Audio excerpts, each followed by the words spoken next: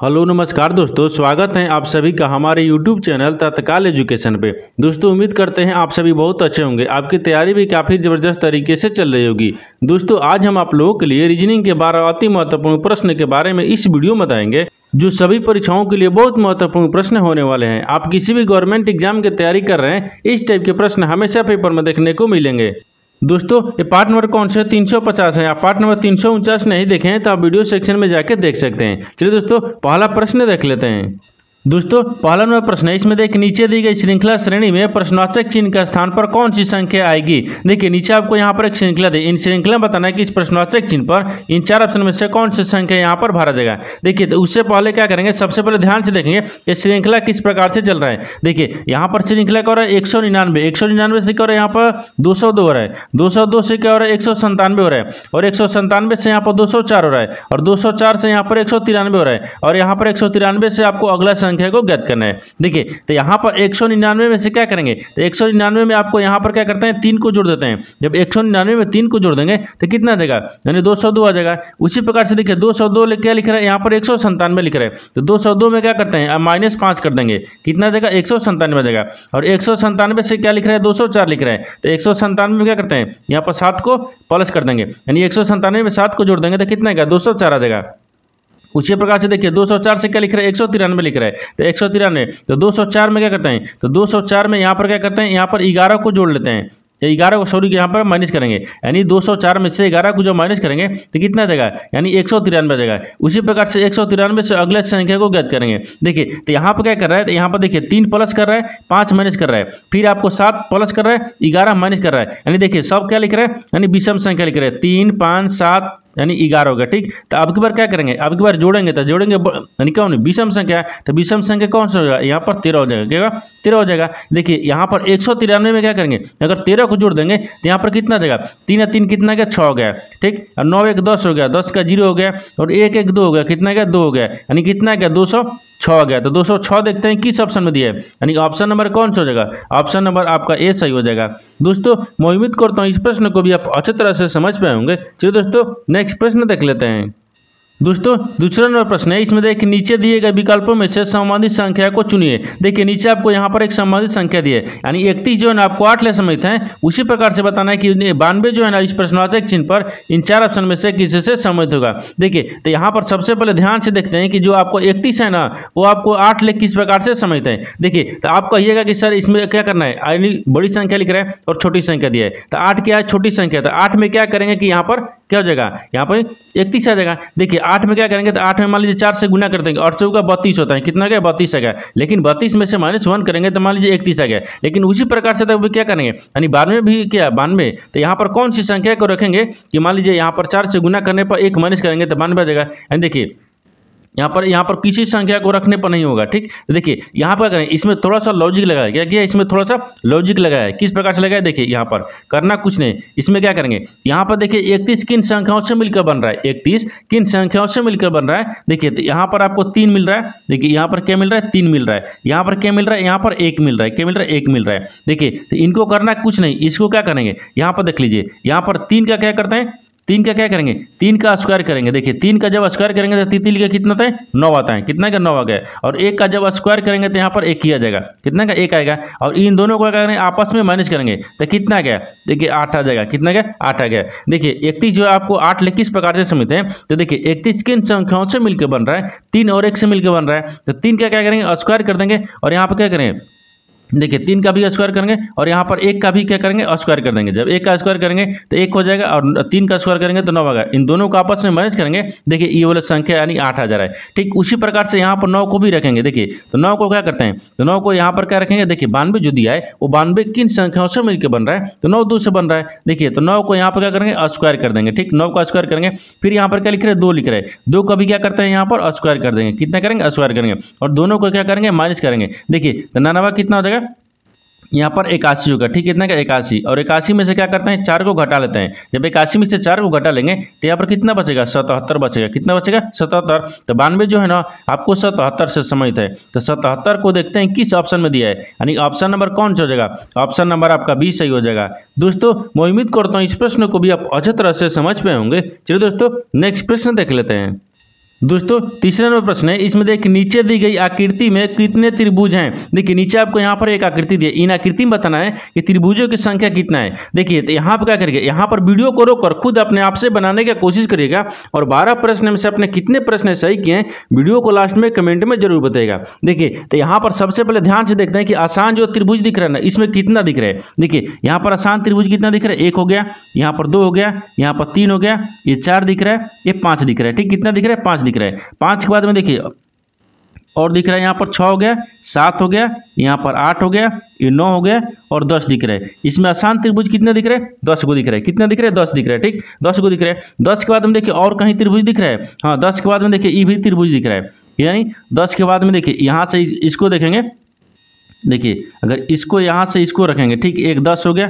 10 के बाद में ई वाला कितना गया, 11 हो गया। कितना गया, 11 हो गया। ठीक, 11 के बाद में अगर इसको यहाँ से रखेगा तो देखिए ई भी रखेंगे तो कितना गया, 12 हो गया। कितना गया, 12 हो गया। तो ये कितना त्रिभुज दिख रहा है, 12 दिख रहा है। कितना गया, 12 हो गया। देखिए यहाँ पर दिख रहा है 11 हो गया और ई वाला आपको कितना गया, 12 हो गया। कितना गया, 12 गया। ठीक, और 12 के बाद में देखिए और कहीं दिख रहा है तो 12 के बाद में देखिए ई वाला दिखेगा तो 12 एक कितना गया, ये 13 हो गया। कितना गया, ये 13 हो गया। कितना, 13 दिख रहा है। और 13 के बाद में इधर से देखेंगे तो ई वाला कितना गया, 14 दिख रहा है। कितना दिख रहा है, 14 को दिख रहा है। यानी अभी त्रिभुजों की संख्या कितना दिख रहा है, 14 को दिख रहा है। 14 के बाद में और कहीं त्रिभुज दिख रहा है, हाँ इसमें देखिए 14 के बाद में देखिए ई वाला भी दिखेगा तो 14 एक ई दिखेगा तो कितना गया, 15 गया। ई वाला देखेंगे तो कितना गया, 15 गया। देखिए यहाँ पर 15 हो जाएगा और ठीक 15 हो गया। और 15 इधर से भी देखो गया और इधर से भी देखेंगे ना तो 15 देखिए इधर से भी देखेंगे तो 15 एक इधर से देखेंगे तो कितना गया, 16 हो गया। कितना गया, 16 हो गया। ठीक, कितना गया, 16 हो गया। 16 के बाद में देखिए इधर से भी त्रिभुज देखेंगे, देखिए 16 के बाद में इधर से देखिए तो ये त्रिभुज 16 एक कितना गया, 17 गया। कितना गया, 17 गया। जब इधर से देखें तो इधर से भी देखेंगे ना तो 17 एक ई वाला देखेंगे तो कितना गया, 18 गया। कितना गया, 18 गया। यानी कितना गया, 18 गया। देखिए और कहीं त्रिभुज बन रहा है, नहीं बन रहा है। यानी इसमें आकृति में कितने त्रिभुजों की संख्या हो गया, 18 को हो गया। कितने का, 18 को। तो 18 को देखते हैं किस ऑप्शन में दिया है, यानी ऑप्शन नंबर आपका डी सही हो जाएगा। दोस्तों मैं उम्मीद करता हूँ इस प्रश्न को भी आप अच्छी तरह से समझ पाए होंगे। चलिए दोस्तों नेक्स्ट प्रश्न देख लेते हैं। दोस्तों 4 नंबर प्रश्न है, इसमें देखिए यदि पीला को नीला कहा जाता है, नीले को सफ़ेद कहा जाता है, यानी सफ़ेद को हरा और हरा को भूरा और भूरा को लाल कहा जाता है, तो दूध का रंग कैसा होता है, यानी क्या होगा। देखिए यहाँ पर सबसे पहले प्रश्न समझिए इसमें बोल कर है। देखिए यहाँ पर क्या बोल रहा है, यहाँ पर बोल रहा है कि देखिए पीला, पीला रंग को क्या बोल रहा है, नीला बोल रहा है। ठीक, और नीला को देखिए, नीले को क्या बोल रहा है, सफ़ेद कहा जाता है। और सफ़ेद को देखिए क्या कहा जा रहा है, हरा कहा जाता है। और हरा को क्या बोल रहा है, भूरा बोल रहा है। और भूरा को क्या बोल रहा है, लाल बोल रहा है कहा जाता है। तो बताना है कि दूध, दूध का रंग कैसा होता है। तो यहाँ पर देखिए लिख लेते हैं। ठीक, दूध का रंग, ठीक यहाँ पर क्या हो जाएगा, दूध हो गया। ठीक, दूध का रंग, तो दूध का रंग यानी दूध का रंग कैसा होता है, दूध का रंग। तो दूध का रंग कैसा होता है, तो दूध का रंग आपको सफ़ेद होता है। यहाँ पर क्या रखें, सफ़ेद को रखते हैं। ठीक, दूध का रंग कैसा होता है, सफ़ेद होता है। लेकिन यहाँ पर देखिए सफ़ेद को क्या बोल रहा है, देखिए यहाँ पर उसी प्रकार से देखेंगे तो आपको बताना क्या है। देखिए तो आपको वही बताना है कि यहाँ पर पूछ रहा है, वही पूछ रहा है कि दूध का रंग क्या होगा। तो दूध का रंग क्या होगा, तो दूध का रंग आपको सफ़ेद होता है। लेकिन सफ़ेद को देखिए यहाँ पर सफ़ेद को क्या बोल रहा है, सफ़ेद को हरा बोल रहा है। यानी सफ़ेद को हरा बोल रहा है, तो सफ़ेद को हरा बोल रहा है तो यहाँ पर क्या रखेंगे, हरा रखेंगे। क्या रखेंगे, हरा रखेंगे। तो दूध का रंग कैसा होता है, तो दूध का रंग हरा हो जाएगा। क्योंकि यहाँ पर देखिए, यहाँ पर तो हम जानते हैं कि नहीं दूध का रंग सफ़ेद होता है, लेकिन सवाल में आपको क्या बोल रहा है, यानी सफ़ेद को हरा बोल रहा है तो दूध का रंग क्या बोलेंगे, हरा ही बोलेंगे। तो दूध का रंग क्या हो जाएगा, हरा हो जाएगा। तो हरा देखते हैं किस ऑप्शन में दिया है, यानी ऑप्शन नंबर कौन सा हो जाएगा, ऑप्शन नंबर आपका बी सही हो जाएगा। दोस्तों मैं उम्मीद करता हूँ इस प्रश्न को भी आप अच्छी तरह से समझ पाए होंगे। चलिए दोस्तों नेक्स्ट प्रश्न देख लेते हैं। दोस्तों 5वां प्रश्न है, इसमें देखिए निम्नलिखित शब्दों को सार्थक क्रम में व्यवस्थित कीजिए। देखिए नीचे आपको यहाँ पर 5 शब्द दिए, इन 5 शब्द में से आपको क्या करना है, सार्थक, देखिए यहाँ पर लिख रहे हैं सार्थक क्रम में व्यवस्थित करना है। देखिए तो इस तरह का प्रश्न हम क्या करते हैं, सबसे पहले देखते हैं कि यहाँ पर कौन होगा। देखिए सार्थक का मतलब सबसे बढ़ते क्रम में चलना, ठीक, क्या करना है, बढ़ते क्रम में। देखिए तो सबसे पहले कौन सा आएगा, सार्थक क्रम, यानी सबसे पहले कौन सा आ रहा है। देखिए तो यहाँ पर क्या लिख रहा है, भाई लिख रहा है, पति लिख रहा है, दामाद लिख रहा है और यहाँ पर पिता दिया है, यहाँ पर पुत्र दिए। इन 5 शब्द को आपको करना है सार्थक क्रम में सजाना है। देखिए तो सार्थक क्रम में सजाने के लिए सबसे पहले क्या करेंगे, तो सबसे पहले यहाँ पर क्या रखते हैं, सबसे पहले यहाँ पर पुत्र को रखेंगे। देखिए पुत्र को रखेंगे तो पुत्र कितने पद दिए, 4 पद दिए, तो पुत्र हो गया, पुत्र हो गया। ठीक, यानी पुत्र हो जाएगा। और पुत्र के बाद में यहाँ पर क्या होगा, पुत्र के बाद में फिर क्या होगा, देखिए पुत्र के बाद में फिर यहाँ पर भाई होगा। देखिए पुत्र है, पुत्र के बाद में यहाँ पर भाई होगा, तो भाई आपको 1 पद दिया, ठीक, यानी 1 नंबर पर दिया है। फिर उसके बाद में क्या हो जाएगा, यहाँ पर यानी पति हो जाएगा, क्या हो जाएगा यहाँ पर पति हो जाएगा। तो पति कितने पति है, 2 पति है, तो यहाँ पर 2 हो जाएगा। ठीक, उसके बाद में यहाँ पर क्या हो जाएगा, दामाद हो जाएगा। यानी इसके बाद में क्या आएगा, दामाद। दामाद कितने पति है, 5 पति है, तो यहाँ पर 5 को रख लेंगे। फिर उसके बाद में आगे क्या दिए, तो आगे यहाँ पर क्या दिए, पिता दिए, क्या दिए, पिता दिए, तो यहाँ पर क्या हो जाएगा, पिता आपको 3 पद दिए, कितने पर 3 पद दिए, तो यहाँ पर 3 हो जाएगा। देखिए इनको सार्थक क्रम सजाने का मतलब हो गया कि सबसे पहले कौन होगा, सबसे पहले पुत्र होगा, पुत्र के बाद में भाई बनेगा, भाई के बाद में यहाँ पर क्या बनेगा, पति बन जाएगा, पति के बाद में दामाद बनेगा, दामाद के बाद में ही पिता बनेगा। देखिए तो यहाँ पर क्या हो जाएगा, यहाँ पर देखेंगे कि 41 यानी 253 जो है ना, वो किस ऑप्शन में दिया है। देखिए 41 253 यानी 41 253 यानी ऑप्शन नंबर किस में दिख रहा है, बी में दिख रहा है। यानी ऑप्शन नंबर बी क्या हो जाएगा, सही हो जाएगा। दोस्तों मैं उम्मीद करता हूँ इस प्रश्न को भी आप अच्छी तरह से समझ पाए होंगे। चलिए दोस्तों नेक्स्ट प्रश्न देख लेते हैं।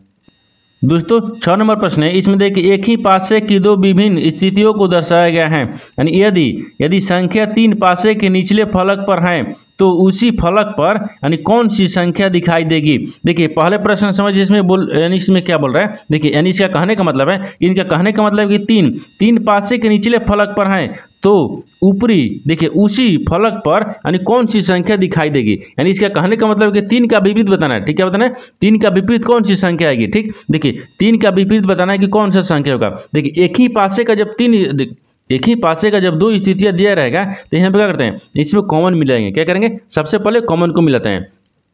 देखिए तो इन दोनों पासे में देखिए एक ही पासे का दिए, एक ही पासे का 2 स्थितियां दिए गए, एक दिया है और यहाँ पर 2 दिया है। ठीक, देखिए इन दोनों में क्या करेंगे, कॉमन को देखेंगे। जब विपरीत पूछ रहा है कि देखिए 3 का विपरीत बताना है कौन सा संख्या होगा, तो यहाँ पर दोनों में से कॉमन मिलाएंगे।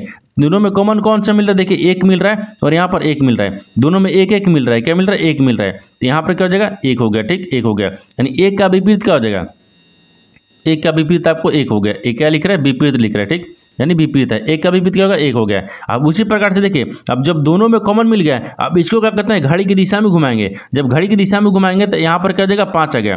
देखिए यहाँ पर क्या हो जाएगा, 5 हो गया। तो जब इसमें घड़ी की दिशा में घुमाएं तो दूसरा में भी घुमाएंगे। देखिए दूसरा स्थिति में भी घुमाएंगे तो कितना गया, 3 आ गया। यहाँ पर कितना गया, 3 आ गया। ठीक, अब देखिए अब पहला में भी क्या करेंगे, घड़ी की दिशा में घुमाएंगे तो 5 को घड़ी की दिशा में घुमाए तो 4 दिया है, यहाँ पर क्या रखें, 4 को रख लेंगे। ठीक, अब यहाँ पर देखिए इसको भी क्या करेंगे, घड़ी की दिशा में घुमाएंगे तो घड़ी की दिशा में कितना हो गया, यानी 6 हो गया। कितना गया, 6 हो गया। 3 का 6 हो गया। देखिए तो यहाँ पर क्या दिख रहा है, यहाँ पर विपरीत दिख रहा है। क्या दिख रहा है, विपरीत है। ये सारा क्या लिख रहा है, ये विपरीत है। जब घड़ी की दिशा में घुमाएंगे तो क्या लिख रहा है, यानी विपरीत लिखा है। क्या लिखा है, विपरीत लिखा है। तो आपसे सवाल पूछा है कि 3 पासे के निचले फलक पर यानी 3 का विपरीत बताना है, तो 3 का विपरीत आपको कौन सा दिख रहा है। देखिए 3 का विपरीत यानी 3 का विपरीत देखिए 5 दिख रहा है और 5 का विपरीत क्या दिख रहा है, 3 दिख रहा है। यानी 3 के विपरीत 5 होगा, 5 के विपरीत 3 होगा। तो यहाँ पर क्या दिख रहा है, 3 है। 3 का विपरीत क्या दिख रहा है, 5 दिख रहा है। क्या दिख रहा है, 5 दिख रहा है। तो 5 हो जाएगा। यानी 3 का विपरीत क्या हो गया, 5 हो जाएगा। तो 5 को देखते हैं किस ऑप्शन में दिया है, यानी ऑप्शन नंबर आपका बी सही हो जाएगा। दोस्तों मैं उम्मीद करता हूँ इस प्रश्न को भी आप अच्छी तरह से समझ पाए होंगे। चलिए दोस्तों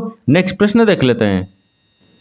दोस्तों 7 नंबर प्रश्न है, इसमें देखिए नीचे दी गई अक्षर श्रृंखला में रिक्त पदों को पूरा करिए। देखिए नीचे आपको यहाँ पर एक श्रृंखला दे, इन श्रृंखला में बताना है कि इनके जो खाली स्थान दिया ना, एक खाली स्थान की जगह पर इन 4 ऑप्शन में से कौन सा अक्षर को भरा जाएगा। देखिए उससे पहले सबसे पहले क्या करेंगे, सबसे पहले इन देखिए इस तरह का प्रश्न में क्या होता है ना, इस तरह का प्रश्न में आपको जो इस तरह का श्रृंखला दिया रहेगा तो आपको क्या करना है, इन सबसे पहले क्या करेंगे, सब श्रृंखला को काउंट करेंगे, यानी सभी संख्या यानी श्रृंखला को गिनेंगे। यानी गिनने के लिए क्या करेंगे, जो अक्षर लिखा है उसको भी गिनेंगे और जो खाली स्थान है ना उसको भी गिनना होगा। ठीक, देखिए तो यहाँ पर सबसे पहले क्या करते हैं, इसको काउंट कर लेते हैं। यानी 1 2 3 4 5 6 7 8 9 10 11 12 13 14 15 16 17 18 कितने दिए, यानी श्रृंखला में कितने अक्षर दिए, 18 को दिए। कितने दिए, 18 को दिए। 18 को दिए तो देखिए यहाँ पर क्या दिए, 18 दिए। ठीक, 18 दिए और 18 को क्या करते हैं, यहाँ पर 6 से भाग करेंगे, 6 3 18 गया। यानी इसका कहने का मतलब है क्या कि 6 के भाग में 3 भाग में बांटेंगे। जैसे हम देखिए 1 2 3 4 5 6 एक भाग हो गया,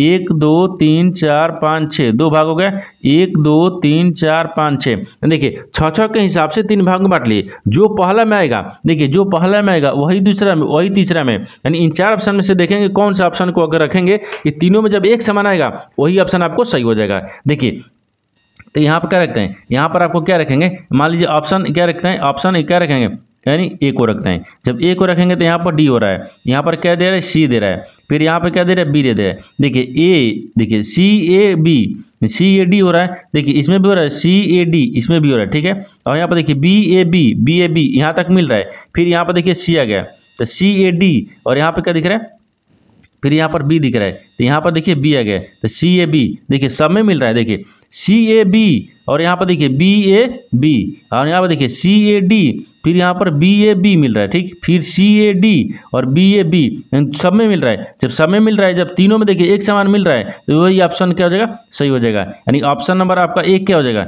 सही हो जाएगा। दोस्तों मैं उम्मीद करता हूँ इस प्रश्न को भी आप अच्छे तरह से समझ पाए होंगे। चलिए दोस्तों नेक्स्ट प्रश्न देख लेते हैं।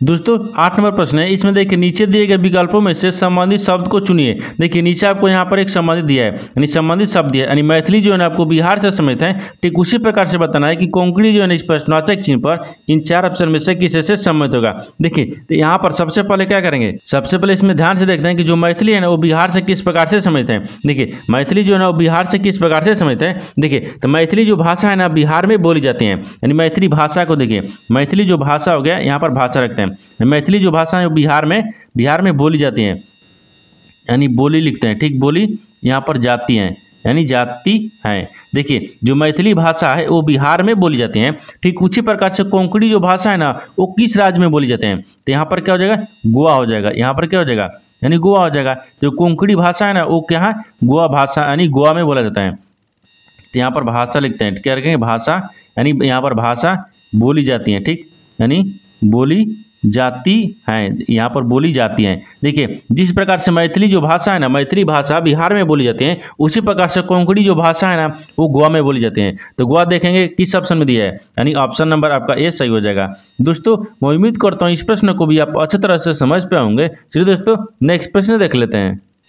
दोस्तों 9 नंबर प्रश्न है, इसमें देखिए उस वेन आरेख का चयन करें जो दिए गए वर्गों के बीच संबंध को सर्वोत्तम रूप से दर्शाता है। देखिए यहाँ पर आपको 3 शब्द दिए, यानी फसलें दिया है, खेत दिया है और जौ दिया है। इन तीनों शब्द को आपस में बताना है किस प्रकार से संबंधित है और इन 4 वेन डायग्राम में से कौन सा वेन डायग्राम बनेगा। देखिए तो यहाँ पर सबसे पहले ध्यान से देखते हैं इन तीनों शब्द में से कॉमन कौन सा दिख रहा है। देखिए यहाँ पर फसलें दिया है, खेत दिया है और जौ दिया है। इन तीनों शब्द में से सबसे कॉमन क्या दिख रहा है, तो मान लीजिए सबसे कॉमन जौ दिख रहा है, क्या दिख रहा है, जौ दिख रहा है, तो यहाँ पे क्या रखेंगे, जौ को रखेंगे, ठीक है, रखेंगे जौ को, यहाँ पर जौ गया, जौ के देखिए जौ हो गया, तो जौ हो गया तो सबसे पहले क्या होगा, जौ हो गया, जौ के बाद में क्या आता है, फसल आता है, यानी इस प्रकार से नहीं रखेंगे तो देखिए इस प्रकार से हो जाएगा। तो सबसे पहले इसमें कौन सा कॉमन दिख रहा है, तो मान लीजिए इसमें सबसे कॉमन देखिए, यहाँ पर देखिए यहाँ पर सबसे कॉमन क्या दिख रहा है, फसल दिख रहा है, क्या दिख रहा है, फसल नहीं खेत दिख रहा है। सबसे पहले क्या रखेंगे, इसमें खेत को रखते हैं, तो सबसे पहले क्या इसमें रखेंगे, खेत को रखते हैं। देखिए ये खेत हो गया, सबसे पहले कॉमन क्या दिख रहा है, खेत दिख रहा है, यानी खेत के अंदर में क्या आता है, खेत के अंदर में आपको फसल आता है, यानी खेत के अंदर में क्या आता है, फसल आते हैं।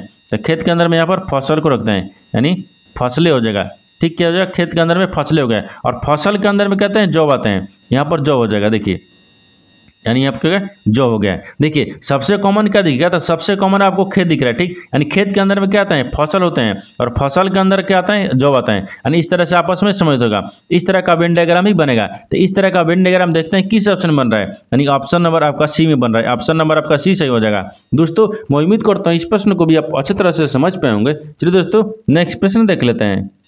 दोस्तों 10 नंबर प्रश्न है, इसमें देखिए निम्नलिखित आकृतियों में अंगणितीय संक्रियाएं जोड़िए। देखिए यानी इसका कहने का मतलब कि नीचे आपको यहाँ पर एक समीकरण लिखा है, इन समीकरण में के यानी इन समीकरण के जगह पर, यानी इन स्टार के जगह पर इन 4 ऑप्शन में से कौन सा चिन्ह को रखेंगे कि जो कि यहाँ पर बराबर में हमको 4 आ जाएगा। देखिए तो यहाँ पर सबसे पहले क्या करेंगे, सबसे पहले जो स्टार का चिन्ह है ना, उन स्टार के चिन्ह पर इन 4 ऑप्शन में से कौन सा चिन्ह को रखते हैं। देखिए अगर मान लीजिए यहाँ पर क्या कहते हैं, सबसे पहले क्या करेंगे, सबसे पहले यहाँ पर देखते हैं कि स्टार के चिन्ह पर कौन सी यानी ऑप्शन को रखेंगे। देखिए यानी चिन्ह को रखते हैं। देखिए यहाँ पर ए को रखते हैं, जब ए को रखेंगे तो यहाँ पर देखिए क्या है, भागा दिया है, गुना दिया है और यहाँ पर जोड़ दिया है। देखिए 13 में क्या करते हैं, 3 से भाग होगा, नहीं होगा, ठीक, तितली गुना हो गया तो नहीं हो रहा है। यहाँ पर क्या करेंगे, तो भाग होगा, नहीं हो रहा था, इसमें क्या करेंगे, ये ऑप्शन ए नहीं होगा, ठीक है, ऑप्शन नंबर ए नहीं होगा। ऑप्शन बी को देखते हैं, जब ऑप्शन बी को देखेंगे तो यहाँ पे क्या लिख रहे हैं, माइनस लिख रहे हैं, माइनस हो गया। माइनस के बाद में यहाँ पर क्या लिख रहे हैं, गुना का चिन्ह दिया है और यहाँ पर क्या दिया, प्लस का दिया है। देखिए तो एक बार इससे गुना करके देखते हैं।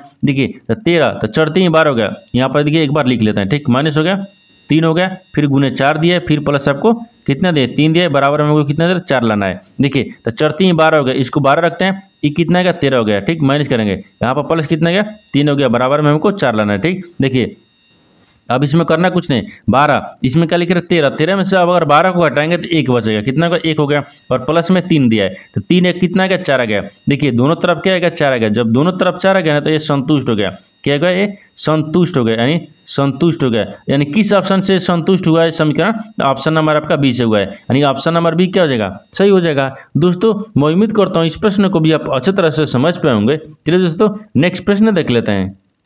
दोस्तों 11वां प्रश्न है, इसमें देखिए 2 फरवरी 2019 को शनिवार होगा, तो 4 अक्टूबर 2019 को कौन सा दिन होगा।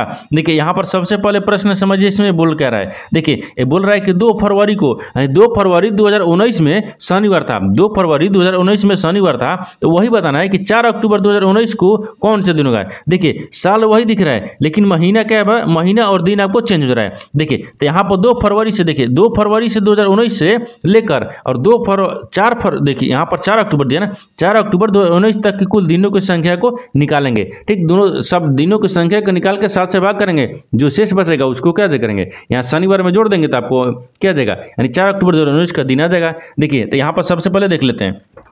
देखिए तो यहाँ पर बोल क्या रहा है, यहाँ बोल रहा है कि 2 फरवरी 2019 ले लेकर और यहाँ पर 4 अक्टूबर 2019 तक के दिनों की संख्या पहले निकाल लेते हैं। देखिए यहाँ पर क्या लिख रहे हैं, 2 हो गया। ठीक, 2 फरवरी यानी फरवरी, ठीक 2 फरवरी हो गया, 2 फरवरी 2019 से, यानी 2 फरवरी 2019 से, ठीक 2 फरवरी 2019 से यहाँ पर से यानी 4 अक्टूबर, तो 4 अक्टूबर को लिखते हैं, यानी अक्टूबर। ठीक, यानी वो अक्टूबर हो जाएगा ना, यहाँ पर यानी अक्टूबर। ठीक क्या हो जाएगा, अक्टूबर, यानी अक्टूबर 2019, ठीक 2019 तक यानी कुल, यहाँ पर कुल यानी दिनों, यहाँ पर कुल दिनों लिखेंगे। ठीक, यानी कुल दिनों की, यानी कुल दिनों की संख्या को रखते हैं, यहाँ पर करेंगे संख्या को रखेंगे, यानी संख्या को रखते हैं। देखिए ये किस प्रकार से संख्या आएगा, देखिए यहाँ पर संख्या को लिख लिया। आप देखिए बोल रहा है कि 2 फरवरी 2019 ले 2 फरवरी 2019 ले 4 अक्टूबर 2019 तक के कुल दिनों की संख्या को निकालेंगे। देखिए तो फरवरी भी लिखेंगे, यहाँ पर क्या लिखेंगे, फरवरी को भी लिखते हैं। देखिए यहाँ पर क्या करें, फरवरी को लिखेंगे, यानी फरवरी हो जाएगा तो एफ है। देखिए यानी फरवरी को लिखते हैं। ठीक, यानी एफ ए हो गया, फरवरी हो गया, यानी फरवरी एफ लिखते हैं तो फरवरी, इतना समझिए। ये देखिए एफ लिख रहे हैं तो क्या हो गया, फरवरी हो गया। फिर फरवरी के बाद में मार्च लिख रहे हैं, ठीक तो यहाँ पर मार्च हो जाएगा, यानी मार्च लिखा जाएगा, मार्च हो गया। मार्च के बाद में अप्रैल हो जाएगा, तो ए पी, देखिए यहाँ पर अप्रैल में एपी लिख लेते हैं। ठीक है, होगा अप्रैल हो गया, ये अप्रैल हो गया। अप्रैल के बाद में फिर क्या आता है, देखिए मार्च हो गया, अप्रैल हो गया, देखिए फरवरी, मार्च, अप्रैल, मई, यहाँ पर क्या हो जाएगा, मई हो गया। देखिए मई हो गया, फिर यहाँ पर क्या हो जाएगा, जून हो गया, ये जून हो गया, जून हो गया। जून के बाद में यहाँ पर जुलाई भी हो जाएगा, क्या होगा, जुलाई हो जाएगा, जून जुलाई हो गया। अगस्त हो गया, यानी यहाँ पर क्या लिखेंगे, अगस्त को लिखते हैं। देखिए यानी अगस्त, यहाँ पर थोड़ा सा लिखते हैं। ठीक, यानी अगस्त हो गया, क्या होगा, अगस्त हो गया। अगस्त के बाद में यहाँ पर क्या दिख रहा है, सितंबर दिख रहा है, यानी सितंबर, यहाँ पर सितंबर हो गया। ठीक है, सितंबर हो गया। सितंबर के बाद में फिर क्या आता है, अक्टूबर आता है, यहाँ पर क्या हो जाएगा, यानी अक्टूबर हो गया, अक्टूबर। ठीक है, अक्टूबर आ गया, यहाँ तक दिख रहा है। ये क्या है, एक ही फरवरी से लेकर अक्टूबर तक, यानी फरवरी से लेकर अक्टूबर तक को क्या करेंगे, अब दिनों की संख्या निकालेंगे। उसे दिनों की संख्या में क्या दिए, 2 फरवरी देखिए, यहाँ पर 2 फरवरी दिया है, तो इसमें फरवरी में कितने दिन बच गया, 26 दिन बच गया, क्योंकि फरवरी 28 दिन का महीने लगता है, लेकिन इसमें कितना दिन बच गया, 26 दिन बच गया, 26 दिन हो गया। फिर उसके बाद में देखिए यहाँ पर मार्च, मार्च कितने दिन का महीना होता है, 31 दिन का महीना होता है। यानी अप्रैल कितने दिन का होता है, 30 दिन का होता है, यानी 30 दिन का होता है। यहाँ पर मई कितने दिन का होता है, 31 दिन का होता है। जून भी कितने दिन का होता है, 30 दिन का होता है। और यहाँ पर देखिए यानी जुलाई कितने दिन का होता है, 31 दिन का। और अगस्त भी कितने दिन का महीना होता है, 31 दिन का। यहाँ पर अगस्त हो गया। सितंबर कितने दिन का होता है, 30 दिन का। और यहाँ पर अक्टूबर कितने दिन लिखेंगे, 4 दिन, क्योंकि 4 अक्टूबर पूछा है तो 4 दिन रखेंगे। तो अभी क्या करेंगे, सबको जोड़ लेंगे, सबको जोड़ेंगे। देखिए यानी क्या करेंगे, सब दिनों को क्या करेंगे, दिनों की संख्या को जोड़ लेंगे। जब दिनों की संख्या को जोड़ेंगे तो यहाँ पर कितना आ जाएगा, देखिए यहाँ पर कितना करा है, यहाँ पर कितना रहा है, देखिए यहाँ पर 26 को 31 को 30 को 31 को 30 को 31 31 30 और 4 को सबको जोड़ लेंगे। जब सबको जोड़ने के बाद में कितना रहा है हमको, देखिए सबको जोड़ने के बाद में 244 आएगा। कितना का, 244 आएगा।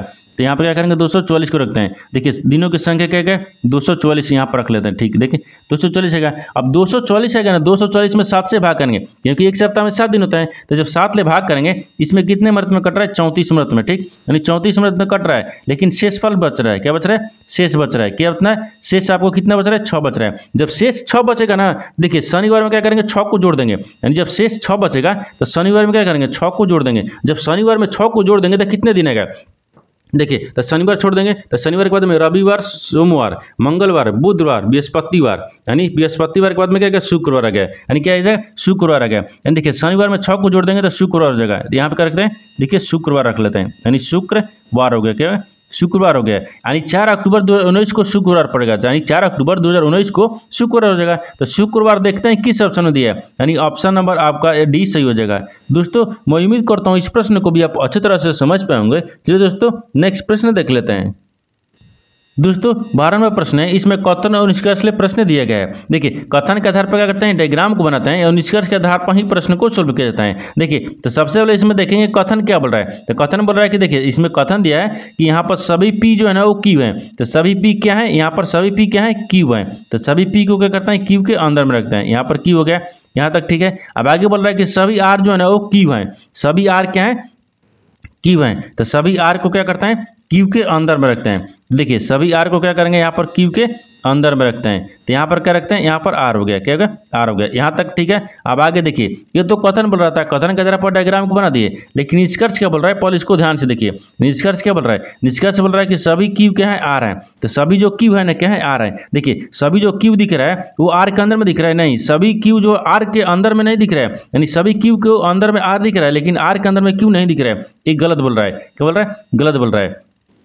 ठीक उसी प्रकार से दूसरा को देखिए, दूसरा बोला कि सभी पी जो है ना आर है। सभी जो पी दिख रहा है, ये सभी जो पी है क्या है, आर के अंदर में, यानी आर जो पी है वो आर के अंदर में है, नहीं है। यानी जो आर के अंदर में क्या है, पी है। लेकिन यहाँ बोल रहा है कि सभी पी को क्या करना है, आर के अंदर में रखना है, यानी आर के अंदर में रखना है। ये भी आपको गलत बोल रहा है, क्या बोल रहा है, गलत बोल रहा है। यानी देखिए आर जो है ना वो पी के अंदर में नहीं है, यहाँ पर आर के अंदर में पी है। तो यहाँ पर क्या बोल रहा है, गलत बोल रहा है। यानी दोनों क्या बोल रहे हैं, गलत बोल रहा है। यानी कोई भी निष्कर्ष अनुसरण नहीं करता है, यानी 1 2 दोनों में से किसी अनुसरण नहीं करता है। यानी ऑप्शन नंबर आपका ए सही हो जाएगा। दोस्तों मैं उम्मीद करता हूँ इस प्रश्न को भी आप अच्छी तरह से समझ पाए होंगे। चलिए दोस्तों नेक्स्ट वीडियो में मिलते हैं, तब तक जय हिंद दोस्तों।